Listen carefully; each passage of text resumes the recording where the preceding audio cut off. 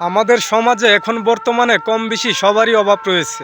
কিছু কিছু লোক নিজের কষ্টকে ধরে রাখতে না পাইরা সেটা মিডিয়ার সামনে প্রকাশ করতেছে, হয়তো মানুষের সাথে ভাগাভাগি করে কিছুটা কষ্ট কমানোর জন্য।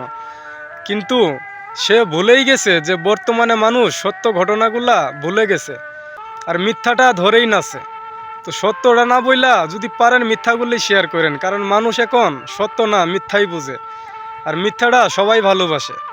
কারণ এটি সত্য কথা মানুষকে বইলা এতে নিজের বোকামি ছাড়া আর কিছুই প্রমাণ হয় না। পারলে মিথ্যা বললেন, তাহলে মানুষ সেটা ধরেই থাকবে। আবার বলবেন ভাই আপনি কি মিথ্যা বলেন? ভাই মিথ্যা বলি না, মানুষে কিছু কিছু সত্যকেও মিথ্যা বানা, আর এখন মানুষ মিথ্যা না বললেও সেটা বাধ্য করা মিথ্যা বলতে। তবে আমি মিথ্যা বলি না, আমি তো করি অভিনয়।